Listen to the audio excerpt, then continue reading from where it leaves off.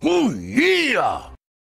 What's going on, ladies and gentlemen? Welcome back to the Fringe. Digital currency. It's been a hot topic on people's minds and one that I want to get into more.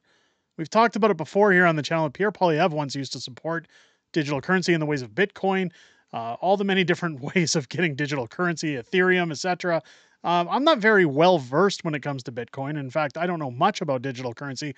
But after looking at things like the Freedom Convoy, I can tell you that digital currency definitely is scary when you're not necessarily talking about a digital form of money, but rather by going digital rather than carrying cash. Now, when you look at the Freedom Convoy shutting down people's bank accounts, disabling them to get money out of their banks, pay their bills, pay their mortgages, pay for groceries, healthcare, medication, whatever they need, that would put people in a really tough jam if that were to come forward in our reality. Now, when you think about domestic terrorism, I often say that when you look back to things like 9/11, I don't think you're going to have issues with airplanes and things like that anymore, but so much as EMPs or people maybe shutting down electronic systems. If all of our money was digital, how would we be able to survive? How would we be able to do anything when, after all, cash is king? And if you can't have cash anymore, how are you going to prove you have money sitting in an account? And how can the government not resist putting their hands in there and taking a little extra out of the jar without your permission? A rumor coming out that has now been debunked. And a story that was now being debunked as a rumor has come out about one major company in Canada threatening to go digital, purely digital, and now doing an about pace. They said that it's a fake story, it's false. I'd take it with a grain of salt because I got a little bit more to this story than meets the eye, so to speak, when it comes to the claims that are made that, we've never said we're doing these things. We're never going to do these things at all. If we had a digital currency system, now listen, ladies and gents, I know I'm delaying getting to the topic, but I just want to set the stage here. I myself am guilty of using tap on many occasions. It's convenient. You go through a drive-through, you tap your phone, you just get it over with, it's done. You don't have to carry cash, you don't have to wait for change, you don't have to handle dirty money. I understand the conveniences. But Starbucks supposedly, allegedly, I don't want to get fact-checked on this, saying that they're going to go cashless. Now, this was set to happen in October, apparently, throughout Canada, US, and the UK. Since then, Starbucks has made a statement saying this isn't going to happen. They're not going to do it. There was tons of pushback from people saying they weren't going to go to Starbucks anymore. They were going to boycott Starbucks. It was going to be the end of their company. And that's where I think it's more of an about pace. And again, I'm going to get into the proof of that, rather than them saying, oh, it's just a rumor. It's just, the internet, right? The internet does these things. They spread lies. They just want to ruin companies. Starbucks across the UK are not going cashless from October 24, says his articles. Claims that the coffee chain Starbucks is going cashless in the UK are being shared on social media, which many include a picture of a shop sign that we just saw saying we're going cashless from October 1st, 2024. We will only be accepting card, contactless, and Starbucks reward payments.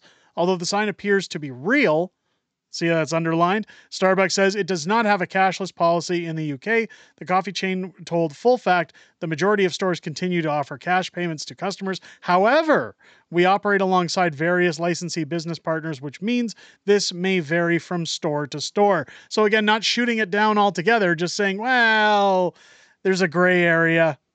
Starbucks' licensing model means that while many of its stores are owned and operated directly by the brand, licensee stores are operated by other companies.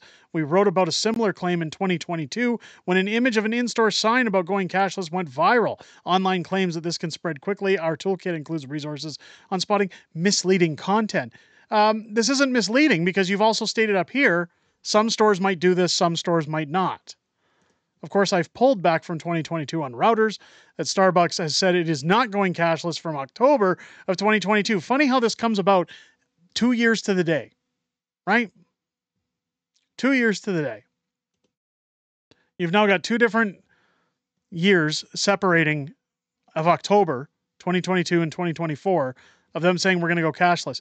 The reason I think that this is possible and that this is on our way for Canada, and I guess I beg the question of Canadians, while the Conservatives have championed a digital currency, while the Liberals champion digital currency, is this something Canadians want?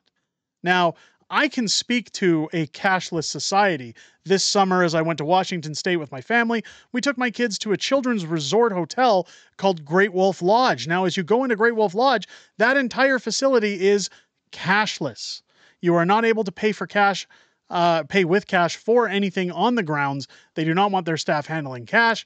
I'm not sure if that's a theft thing or if it's just because, again, they like control with the digital end of things or the convenience. Now, they do give everybody, adults, wristbands as they enter the parks, but we were there for 3.5 days. Now, for those 3.5 days, we had to keep those wristbands on at all time if we were going to buy food, stuff at the gift shop, go to restaurants. Anything we did on the grounds that involved money, we simply scan our wristband, and at the end of our trip, they charge our credit card and we leave.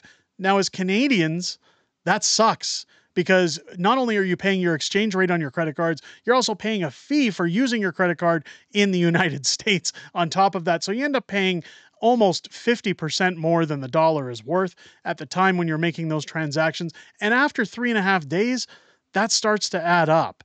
Now, while it was convenient to simply swipe your wrist and get things done at that resort, I can understand how this would be inconvenient for people. Should they want to access cash? Should they want to move money to somebody? People do electronic fund transfers now. People use PayPal, Venmo, different ways of sending cash. But what happens when banks go completely digital and we lose access to paper money, physical money? You can't have some tucked away at home for a rainy day in an envelope. You can't put some in savings. You can't hang on to it to give it to somebody as a gift. You can't use it when electronics go down or when systems go down. This is a massive problem moving forward as society moves forward and evolves. I know things change over time, but it is something I wanted to discuss with you guys, the viewer, and get your opinion. Do you think companies may continue to push? Well, obviously it shows they're getting pushed back. But do you think companies are going to start introducing cashless society, a digital currency era where cash is no longer king? Let me know what you guys think down below. I'm curious to hear what your guys' thoughts are. If you enjoyed this video, I hope this video has earned your subscription. Make sure to leave a thumbs up down below and a comment. It helps push the video out there in the good old YouTube algorithm to tell people, hey, this is worth watching, this is worth hearing. Make sure to chime in your opinions again down below. I'm curious what you think about digital currency. As again, I'm not overeducated in things like Bitcoin, Ethereum, Dogecoin, etc. But I certainly do use Tap, and I certainly do use cash at times as well. So let me know your opinions down below. Join us every Friday here live on the channel at 6 p.m. Pacific, 8 p.m. Central for Friday Night Fringe, where we'll probably talk about this subject, but we also talk about everything that happened this week in politics. My lovely wife, Mrs. Fringe, joins us on those streams as well to hear what you guys have to say outside of making these videos. I look forward to chatting with each and every one of you every single Friday here on the channel. I hope you enjoyed this video. I'll catch you on the next one.